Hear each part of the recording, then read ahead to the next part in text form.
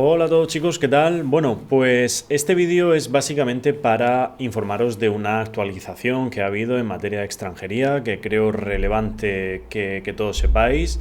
Y bueno, al final es una actualización relevante de cara al tema 10 de la oposición a Policía Nacional, de ese tema 10 en el que vemos la ley de extranjería y el reglamento que desarrolla esta ley.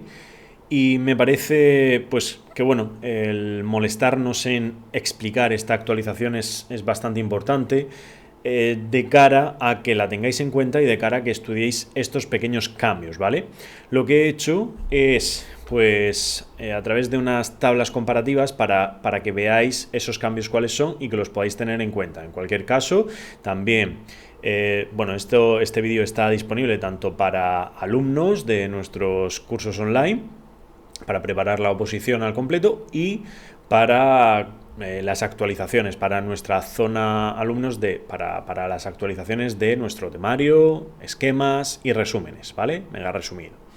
Vale, pues bueno, resulta que pues bueno, final de julio se aprueba un Real Decreto que modifica ese reglamento que desarrolla la ley de extranjería.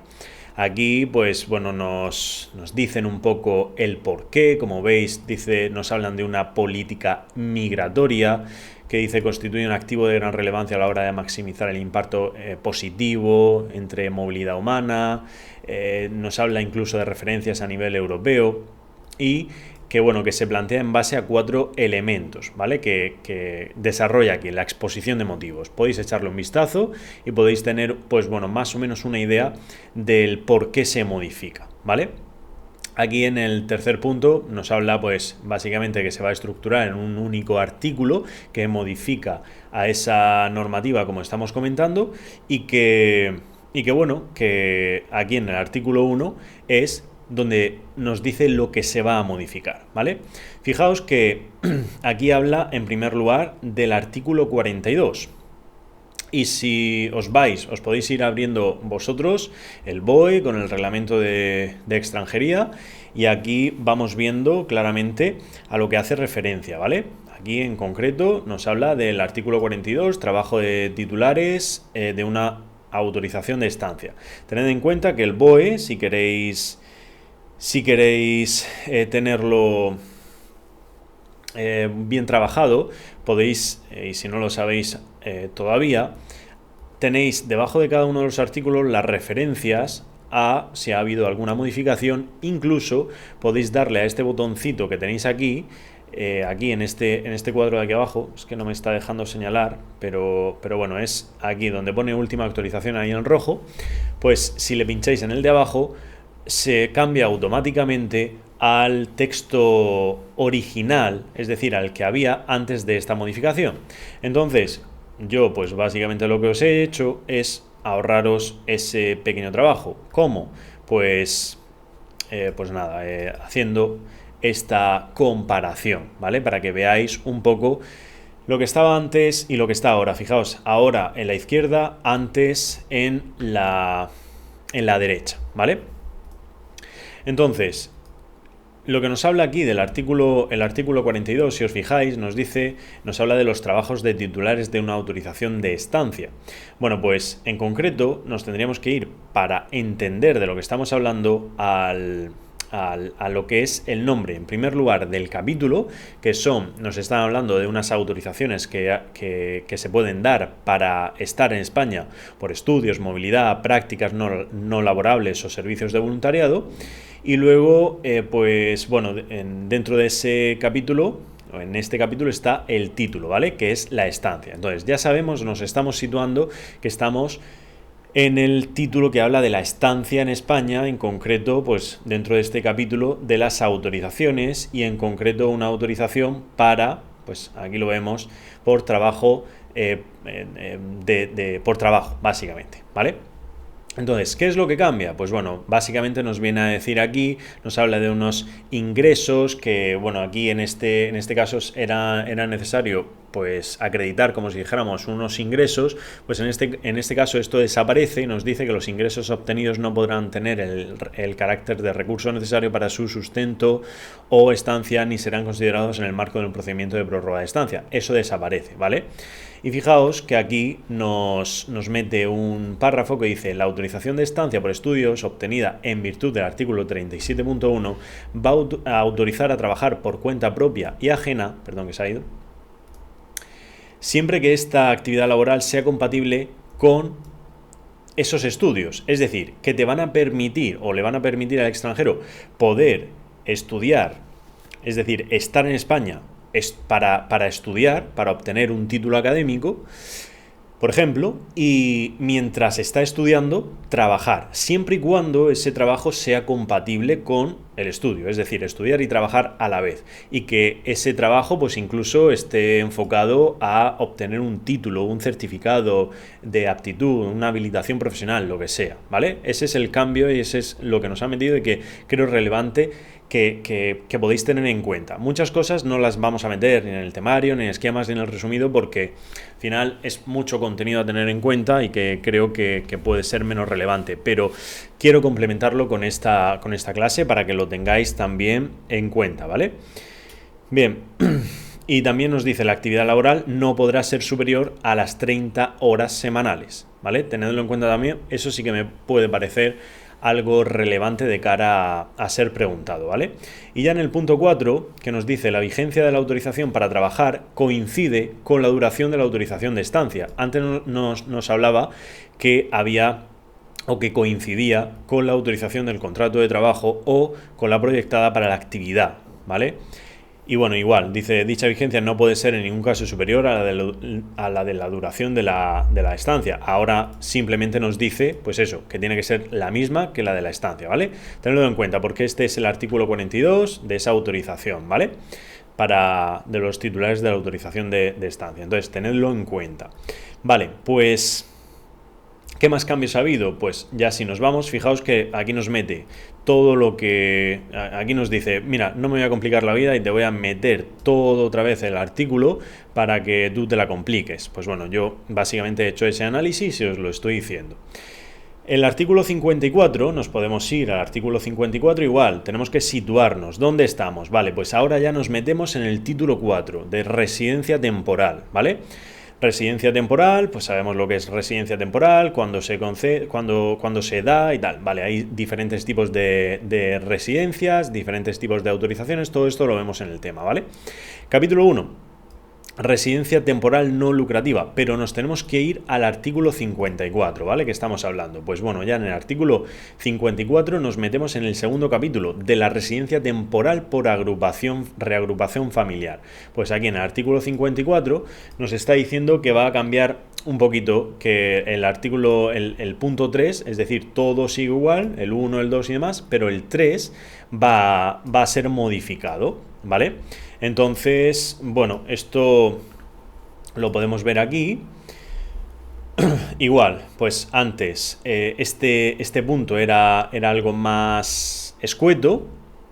Fijaos que bueno, que ahora pues es un poquito más extenso, pero bueno, tampoco tenemos que complicarnos mucho. Tenemos que irnos al punto 3 y antes nos decía que, bueno, en el punto 3, para situarnos, en el artículo 54, nos habla de los medios económicos que hay que acreditar por un extranjero para obtener una autorización de residencia por agrupación familiar, y claro, que esa cuantía, pues nos dice, podrá ser minorada, es decir, disminuida de alguna forma, en los supuestos del artículo 53, el punto C y el punto D de este Real Decreto. Antes no nos hablaba de eso, sino que nos hablaba de cuando el familiar sea menor de edad, cuando concurran circunstancias excepcionales y demás, pero bueno, ahora sobre todo nos hace referencia a ese artículo 53, que si queremos pues otra vez irnos a ese artículo 53, nos está hablando de familiares reagrupables, en concreto, pues creo que nos decía la C y la D, ¿no? En los casos. Vale.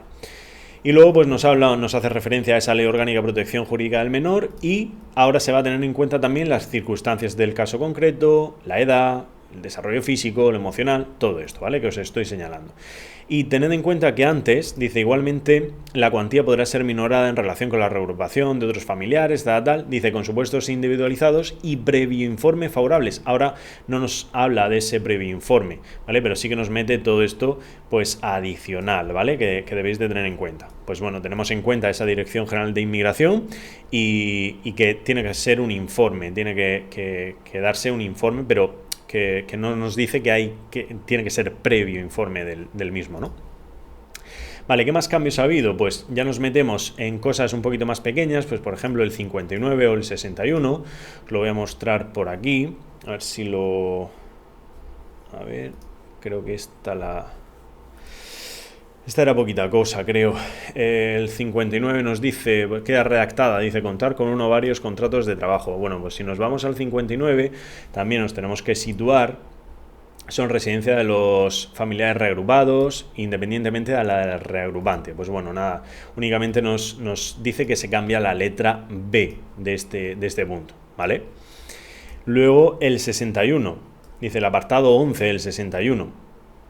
El apartado 11 del 61, pues aquí estamos hablando de la renovación de las autorizaciones de residencia en virtud de la reagrupación familiar. Esto no es demasiado relevante, ¿vale? Porque aquí, bueno, hay mucha información, pero yo siempre no la suelo recomendar, ¿vale? Pues si nos vamos al punto 11, esos requisitos y tal, pues nos dice que se modifica ese punto.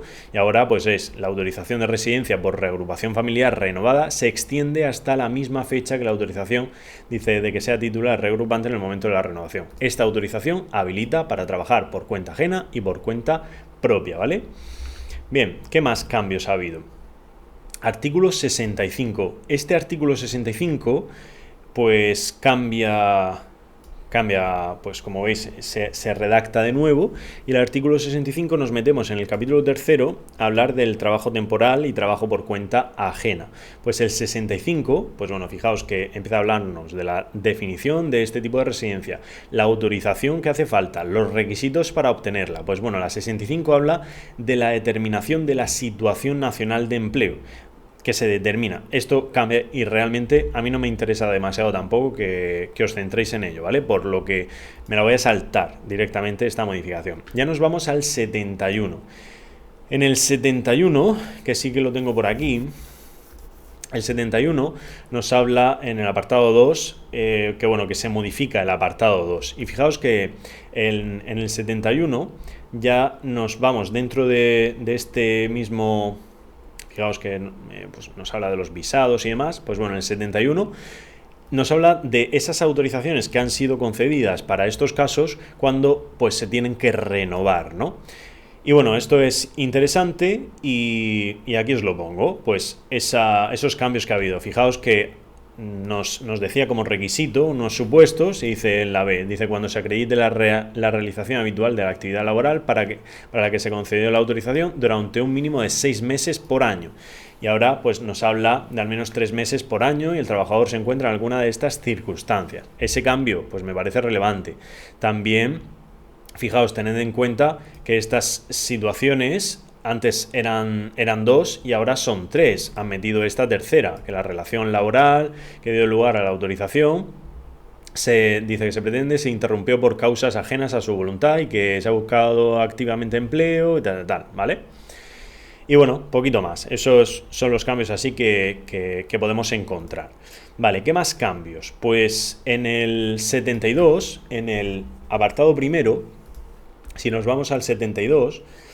Aquí, efectos de la renovación de esa autorización. Pues bueno, nos dice que se ha cambiado el apartado primero y únicamente, aquí creo que también os lo he puesto, lo único que cambia es esto que vemos aquí. Esto, ¿vale? Por cuenta ajena y por cuenta propia. ¿Vale? Tenedlo en cuenta porque, pues bueno, es un pequeño cambio, pero creo que tampoco es demasiado relevante. Vale.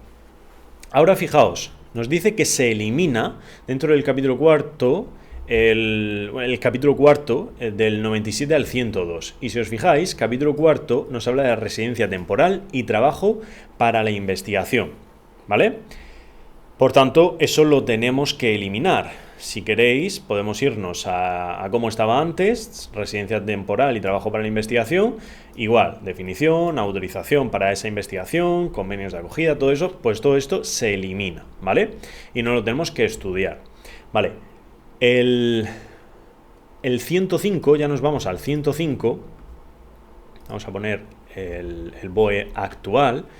Y si nos vamos al 105, ya entramos, aquí lo vamos a ver, capítulo sexto, bueno, todo esto que se suprimió, el 7, vale. Vale, pues el 105 nos habla ahora de residencia temporal y trabajo por cuenta propia. Primeros artículos, como siempre, duración, definición, la autorización que hace falta, todo esto, y establece unos requisitos el 105. Pues bueno, en el 105 se modifica el apartado 3 y ahora pues queda de esta forma. Creo que también os lo he analizado por aquí. El 105, vale, lo tenemos por aquí. Pues antes era de esta forma, dice, por otra parte será necesario reunir unos requisitos. Pues bueno, de entre estos requisitos, el último, se elimina. Dice que el extranjero cuente con recursos suficientes para su manutención y alojamiento. Que los recursos acreditados deriven del ejercicio de una actividad propia. Su elaboración se va a realizar una vez deducidos los necesarios para el mantenimiento de la actividad. Pues bueno, eso se elimina, por así decirlo, y se queda pues la última, ¿vale? El último que pone haber abonado la tasa relativa a la autorización de trabajo y tal. También el siguiente es el 109, que os lo pongo aquí, que también es se cambia, se modifica el apartado 7. Y en el 109 estamos en este mismo tipo de residencia. Pues esa autorización, como hemos visto antes, se puede renovar. Pues en el apartado 7 nos dice: la autorización de residencia y trabajo por cuenta propia renovada tendrá una vigencia de 4 años. Esto es relevante porque antes eran 2 años. Y esto sí que me parece relevante de cara a que lo aprendáis bien, ¿vale? Entonces tenedlo en cuenta. Y también nos pone aquí, dice, y habilitará para trabajar por cuenta ajena y por cuenta propia. Pues este sí que me parece también importante. El artículo 124, ya nos tenemos que ir al 124, que pues lo tenemos, bueno, ya nos vamos al título 5, residencia temporal por circunstancias excepcionales, dentro del capítulo 1, y autorización de residencia temporal por razón de arraigo, ¿vale? Tampoco lo solemos comentar mucho en el temario, en el mega resumido y tal, y únicamente decimos, pues bueno, que se puede dar este tipo de autorizaciones, pero bueno, el cambio que ha habido es, vamos a ver si lo tengo por aquí, el 124, creo que no, creo que directamente os he puesto el cambio porque era poco relevante de cara a lo que teníamos que estudiar, ¿vale? Aquí os he puesto pues cositas nuevas que han incluido. Dice, cuando se trate del cónyuge o pareja de hecho acreditado ciudadano, por arraigo para una formación para obtener una autorización de residencia. En fin, esta comparación que podéis vosotros directamente ver también. Por ejemplo, si tenéis este documento, pues podemos ir comparando, ¿no? Para que sea algo más sencillo. Vale. Se tienen que cumplir unos requisitos. Pues fijaos, nos habla de, por arraigo laboral, podrán obtener una autorización los extranjeros que acrediten permanencia continuada en España durante un periodo mínimo de ¿cuánto? De 2 años. Es esos datos los que nos tenemos que fijar por si cambia. Dice, siempre que no tengan antecedentes, que carezcan de ellos, tanto en España como en su país de origen, o en los donde hubiesen residido durante los últimos 5 años. También tened en cuenta pues ese plazo de tiempo por si nos lo preguntaran, que demuestren la existencia de relación laboral cuya duración, fijaos, nos habla aquí de 6 meses, no sea inferior a 6 meses y que se encuentren, por ejemplo, esto pues es lo que se incluye, ¿vale? Esto es lo que tenéis que analizar, y que se encuentren en situación de irregularidad en el momento de la solicitud, ¿vale? Igual, a los efectos de acreditar esa relación y su duración, el interesado deberá presentar una resolución judicial, Vale, pues esto nos lo pone aquí, ahora pues nos pone unos plazos y demás, y eso debemos de tenerlo en cuenta. Pero como os digo, este artículo en concreto pues no me interesa tanto de cara a la modificación que ha habido, ¿vale? Y luego el artículo 127, que si nos vamos al 127, Pues igual, autorización de residencia por circunstancias excepcionales de colaboración con autoridades, razones de seguridad nacional o interés público. Aquí lo único aquí lo que se modifica básicamente es todo el artículo, ¿vale? Nos lo vuelve a incluir. Este en concreto, el 127 también os lo he puesto por aquí, y lo que hace es que el primer punto pues sigue prácticamente igual y nos incluye en el segundo, ¿vale? Que nos dice que la Dirección General de Migraciones puede conceder esas autorizaciones de colaboración y demás. Y luego ya se modifican apartados pequeñitos de artículos que nos interesan. Ya a partir del 167 no me interesan demasiado de cara a nuestro temario, ¿vale? Porque ya se van un poco de lo que nos interesa estudiar. Entonces, pero el 162, por ejemplo, el 162, si nos vamos al 162, pues nos metemos aquí en el título 7 en cuanto a la extinción de las autorizaciones, en este caso de residencia o de residencia y trabajo. Pues bueno, en el 162 nos dice que se añade una letra F, y en el 166 también. Esa letra lo que nos dice cuando el extranjero haya sido condenado mediante sentencia firme por la comisión de un delito del artículo 167 bis o el 318, básicamente son, oye, si ha sido condenado por cometer un delito de trata de seres humanos o de delitos contra los derechos de los extranjeros, pues también, en este caso, pues como estamos hablando de esa extinción de la autorización, pues se le puede quitar la autorización. Aquí hay una serie de requisitos por los que se puede extinguir, porque pase el tiempo, porque lo tenga que renovar y demás, y luego pues la autoridad puede quitarla cuando pues cambie o pierda la nacionalidad, desaparezcan circunstancias, compruebe la inexactitud, cuando no se tenga o se deje de poseer el pasaporte, cuando se esté más de un tiempo fuera de España, y también pues bueno, cuando haya sido condenado por este tipo de delitos, ¿vale? También me parece relevante de cara a un examen. Y ya pues lo mismo, teniendo en cuenta en el 166 que el inciso que dice: en la aplicación de esta causa de extinción se atiende al principio de proporcionalidad. El 166 nos lo incluye, pero el 162 no, ¿vale? Tenedlo en cuenta. Básicamente el 162 nos habla de la extinción de la autorización de residencia temporal, y el 166, que lo tenemos por aquí, es la extinción de la autorización por larga duración. Por eso pues nos incluye esto de aquí, ¿vale? En la aplicación de esta causa de extinción se atiende al principio de proporcionalidad. Y ya está, todo lo demás pues me parece, ya fijaos que nos metemos en el título 8 de gestión colectiva de contratación de origen y todo esto, que me parece también menos relevante. Así que pues bueno, esta es la modificación que hubo en referencia a este reglamento de extranjería. Espero que bueno, de alguna forma os haya aclarado. Si queréis pues podemos pasar estos documentos para que veáis lo que ha cambiado. En cualquier caso, pues lo que estudiéis en el temario, en el resumido y en esquemas estará actualizado, ¿vale? Nada más, chicos, muchas gracias por ver el vídeo. Espero que cualquier duda que tengáis nos la comentéis, y nada, nos vemos en la próxima. Adiós.